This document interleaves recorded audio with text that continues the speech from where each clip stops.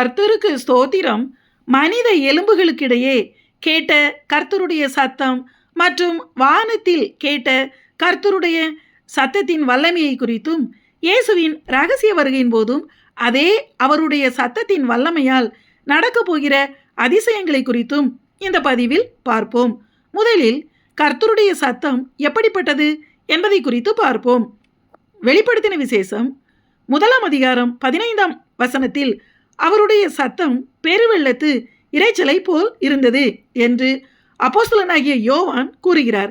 அதாவது கர்த்தருடைய சத்தமானது மிகவும் தண்ணீர் வெள்ளமாய் செல்கிற போது உண்டாகிற ஆரவாரமாக பயங்கரமான இரைச்சலை போன்றது என எழுதப்பட்டுள்ளது. கர்த்தராகிய தேவனுடைய சத்தம் மெல்லிய சத்தமாகும். அதே நேரத்தில் அவருடைய சத்தம் பெருவெள்ளத்து இரைச்சலை போலவும் இருக்கிறது. எசேக்கியேல் தீர்க்கதரிசன புஸ்தகம் 37 அதிகாரம் 7 வசனத்தில், எனக்கு கட்டளையிட்டபடியே நான் தீர்க்க தரிசனம் உரைத்தேன். நான் தீர்க்க தரிசனம் உரைக்கையில் ஒரு இரைச்சல் உண்டாயிற்று. இதோ அசை உண்டாகி ஒவ்வொரு எலும்பும் தன் தன் எலும்போடே சேர்ந்து கொண்டது என்று குறிப்பிடப்பட்டுள்ளது. எசேக்கியேல் தீர்க்கதரிசியை முழுவதும் எலும்புகளால் நிறைந்த பள்ளத்தாக்கில் எலும்புகளின் நடுவே அவரை நிறுத்தி, இந்த எலும்புகள் உயிரடைந்து உயிருள்ள மனிதர்களாக எழும்புவார்களா என்று தேவன் கேட்கிறார். எத்தனையோ நூற்றுக்கணக்கான வருஷங்களுக்கு முன்பாக மரித்த மனிதர்களுடைய எலும்புகள் அவை. எலும்பு கூடுகளாக கூட இல்லை. எந்த எலும்பு கூட்டை சேர்ந்தது என்று கூட தெரியாத அளவிற்கு முழுவதும் கலண்டு சிதறி தனித்தனியாக உடைந்து போய் கிடக்கின்றன. எசேக்கியேல் தீர்க்கதரிசி அந்த எலும்புகளை பார்க்கிறார். ஆனால் அவை உயிரடையும் என்று பதில் சொல்வதற்கு எசேக்கியேல் தீர்க்கதரிசியால் முடியவில்லை. அது எப்படி முடியும்? ஆனால் கேள்வி கேட்பவர் தேவன் என்பதால் உயிரடையாது என்றும் அவரால் பதில் சொல்ல முடியவில்லை. எனவே எசேக்கியேல் 37 அதிகாரம் 3 வசனத்தில் அவர் என்னை நோக்கி, மனுபுத்திரனே, இந்த எலும்புகள் உயிரடையுமா என்று கேட்டார். அதற்கு நான், கர்த்தராகிய ஆண்டவரே, தேவரீர் அதை அறிவீர் என்றான் என எழுதப்பட்டுள்ளது. எசேக்கியேல் ஆம் என்றும் சொல்லவில்லை, இல்லை என்றும் சொல்லவில்லை. மிகப்பெரிய தீர்க்கதரிசியாகிய எசேக்கியேலால் அதை நம்பவே முடியவில்லை. எனவேதான் தேவரீர் அதை அறிவீர் என்று ஞானமாக பதில் சொன்னார். ஆனால் எசேக்கியேல் 37 அதிகாரம் 4 வசனத்தில் அப்பொழுது அவர் இந்த எலும்புகளை குறித்து தீர்க்க தரிசனம் உரை என்று கூறுகிறார். தீர்க்க தரிசனம் என்பது தேவன் சொல்வதை கேட்டு அல்லது அவர் காண்பிப்பதை பார்த்து அப்படியே சொல்வதுதான் தீர்க்க தரிசனம். எசேக்கியேலுக்கு நம்பிக்கை இல்லை, அது எப்படி இது நடக்கும் என்று. ஆனால் தேவனாகிய கர்த்தர், உலர்ந்த எலும்புகளே, நீங்கள் உயிரடையுங்கள் என்று சொன்ன அந்த வார்த்தையை அப்படியே திருப்பி அந்த எலும்புகளை பார்த்து எசேக்கியேல் கூறினார். அதாவது எசேக்கியேல் தானாக விசுவாசித்து கூறவில்லை. கர்த்தர் சொன்ன வார்த்தையை கேட்டு திருப்பி அப்படியே சொன்னார். உடனே அந்த உலர்ந்து போன எலும்புகளின் மத்தியில் ஒரு இரைச்சல் உண்டாயிற்று என்று 7 வசனத்தில் எழுதப்பட்டுள்ளது. அந்த இரைச்சல் நாம் ஏற்கனவே பார்த்தபடி கர்த்தருடைய சத்தமாகும். எசேக்கியேலுக்குள் நம்புவதற்கு ஏதுவான விசுவாசம் இல்லை என்றாலும் கர்த்தருக்கு அவர் கீழ்ப்படிந்து கர்த்தர் சொன்ன வார்த்தையை திருப்பி அப்படியே சொன்னபோது அந்த எலும்புகளின் நடுவே கர்த்தருடைய சத்தமாகிய இரைச்சல் உண்டாயிற்று. கர்த்தர் பேசினார். உடனே அந்த எலும்புகள் உயிரடைந்து மகா பெரிய சேனையாய் காலூன்றி நின்றார்கள் என்று கூறப்பட்டுள்ளது. சில நேரங்களில் வாழ்க்கையில் எல்லாமே முடிந்துவிட்டதைப் போல, இனி நடக்காது, வாய்ப்பே இல்லை, நம்மால் முடியவே முடியாது என்பதை போல் இருக்கலாம். ஆனால் நம்மை அழைத்த தேவன் உண்மை உள்ளவர். நம்புவதற்கு ஏதுவில்லாதிருந்தும் வாக்குத்தத்தம் பண்ணியவர் அதை நிறைவேற்ற வல்லமை உள்ளவராய் இருக்கிறார் என்று ஆபிரகாம் தேவனை விசுவாசித்தான். 100 வயசு தாத்தாவுக்கு குழந்தை பிறந்துச்சு.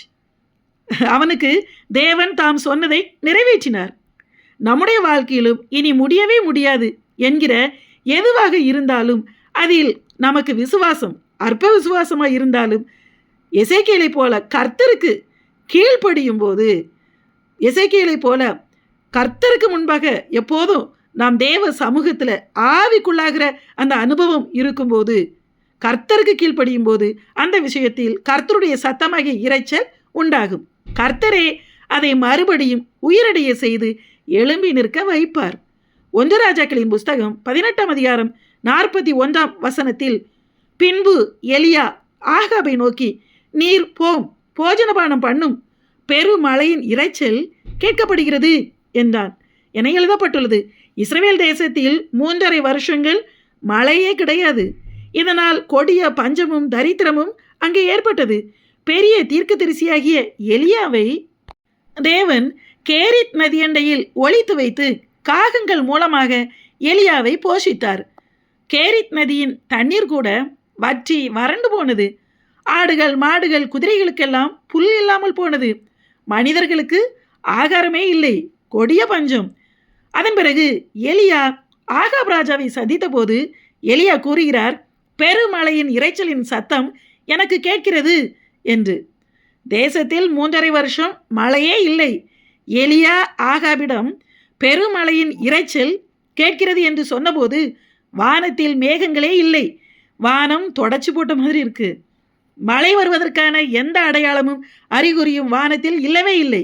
ஆனால் 3½ வருஷம் இல்லாத, கேட்காத பெருமழை இரைச்சலின் சத்தம் எலியாவின் காதுகளுக்கு மட்டுமே கேட்டதை தவிர அந்த சத்தம் ஆகாபின் காதுகளுக்கு கேட்கவில்லை. வானத்தில் இடிமுழக்க சத்தம் கேட்கும்போது அருகில் நிற்பவரை பார்த்து, எனக்கு இடி சத்தம் கேட்கிறது என்று யாரும் சொல்வதில்லை. அருகில் உள்ள எல்லோருமே சேர்ந்துதான் எவ்வளவு பயங்கரமான இடி சத்தம் இப்படிதான் சொல்லுவாங்களே தவிர ஒரு நபர் மட்டும் எனக்கு கேட்கிறது, உனக்கு இடி சத்தம் கேட்கவில்லையா என்பது போல் பேச மாட்டார். ஏன்னா அது எல்லாருக்குமே கேட்கும். ஆனால் எலியா கேட்குறாரு, சொல்கிறாரு, எனக்கு பெருமழையின் சத்தம், இரைச்சலின் சத்தம் கேட்குது அப்படின்னுட்டு. அப்படின்னா உனக்கு கேட்குதா அப்படின்னு அர்த்தம். அதாவது எலியாவின் காதுகளுக்கு கேட்ட வானத்தில் உண்டான அந்த இரைச்சல் என்பது கர்த்தரின் சத்தமாகும். என் ஆடுகள் என் சத்தத்திற்கு செவி கொடுக்கும் என்று இயேசு கூறுகிறார். அந்நிய ஆடுகளால் அவருடைய சத்தத்தை கேட்க முடியாது. எல்லா கிறிஸ்தவர்களாலும் இயேசுவின் சத்தத்தை அவர் பேசுவதை கேட்க முடியாது. கர்த்தரோடு நெருங்கிய ஐக்கியத்தில் இருக்கிற கிறிஸ்தவர்களால் மட்டுமே கர்த்தரின் சத்தத்தை கேட்க முடியும். இதே போல்தான் ஆகாபும் கூட இஸ்ரவேலின் ராஜாதான். ஆனால் அவனால் வானத்தில் உண்டான இஸ்ரவேலின் தேவனுடைய சத்தத்தை கேட்க முடியவில்லை. எப்போதும் இஸ்ரவேலின் தேவனுக்கு முன்பாக நிற்கிற எலியாவால் மட்டுமே கர்த்தரின் சத்தத்தை கேட்க முடிந்தது. எதுவுமே இல்லாத வானத்தில் கர்த்தரின் சத்தமாகிய இரைச்சல் உண்டானவுடன், கர்த்தர் பேசியவுடன் உள்ளங்கை மேகம் உருவானது. அது வானம் முழுவதும் பரவி 3½ வருஷ மழையில்லாத பிரச்சனையை தீர்த்து வைத்தது. பெருமழை பொழிந்தது. தேவன் இல்லாதவைகளை இருக்கிறவைகளாய் அழைக்கிற தேவன். உங்களுக்கும் கூட சில விஷயங்களில் வருஷக்கணக்கான பிரச்சனைகள் இருக்கலாம். அது தீர்வதற்கு எதுவுமே இல்லாதது போல் இருக்கலாம்.